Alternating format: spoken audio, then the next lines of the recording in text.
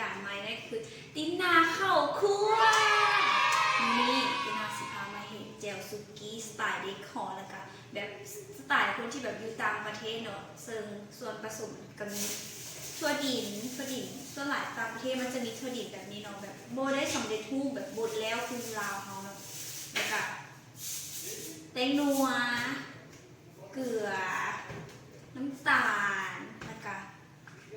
โอ้ยผงปาปริก้าแล้วก็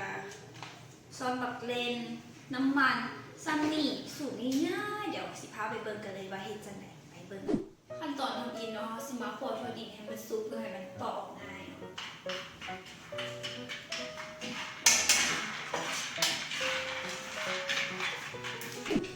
หลังจากที่เราคั่วถั่วดินแล้วเนาะปาให้มันเย็นจักหน่อยนึงเนาะเพื่อให้มันปอกง่ายเนาะสิมาเริ่มปอกเปลือกถั่วดิน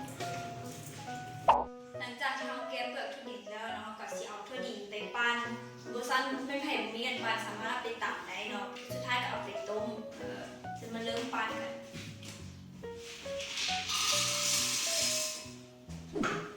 ใส่น้ำล้างน้ำสะอาดใส่ไปเพื่อให้ปั้นเล็กๆง่ายๆ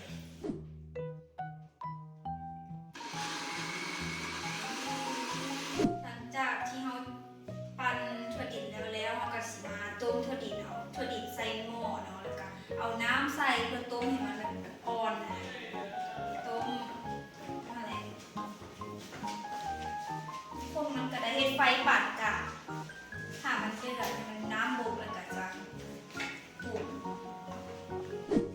ต่อไปเราสิมาเริ่มใส่ตัวเครื่องปรุงเลยสุดท้ายนี้เราก็จะมาใส่ซอสมะเขือเทศแล้วให้มันเป็นสีน้ำก็ใส่เลยค่ะใครบุมีซอสมะเขือเทศเราสามารถใส่ซอสแบบเผ็ดก็ได้มาคนให้เข้ากัน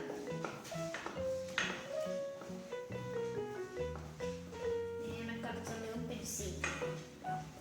มันพวกหมักสีแบบนี้ก็สามารถเติมซอสมะเขือเทศใส่อีก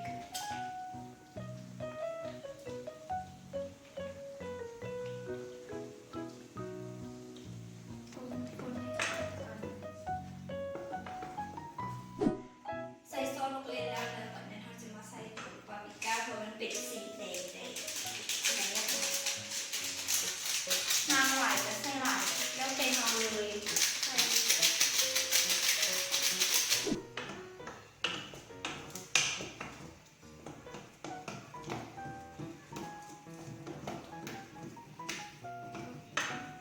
ตอนนี้ก็จะมาใส่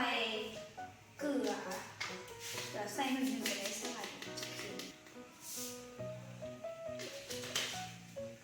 ได้นัวใส่ผู้เด็กมานัวหลายๆใส่หลายได้หรือว่าใส่อะไรแล้วแต่เนาะใส่น้ำตาลคนเป็นคนมักกินหวานแล้วคนใส่หลายๆเพราะว่าซอสมะเขือเทศมันเซตให้สุกี้ส้มก็เลยใส่น้ำตาลหลายคนให้เข้ากัน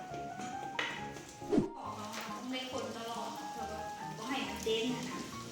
มาฮอตขั้นตอนสุดท้ายแล้วเราจะมาใส่น้ำมันให้มันเป็นหน้าใส่น้ำมันเลย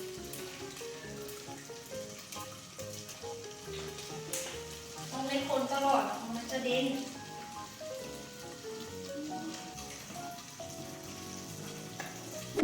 หลังจากที่เราใส่น้ำมันเนาะน้ำมันกับพายตุ่มมามันจะเป็นหน้าแบบนี้แต่แซ่บสิเป็นแบบนี้เลยแล้วขั้นตอนสุดท้ายเราก็สิมาใส่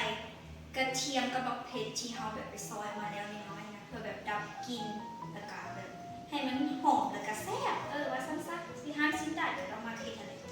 ใส่คนให้กันเลย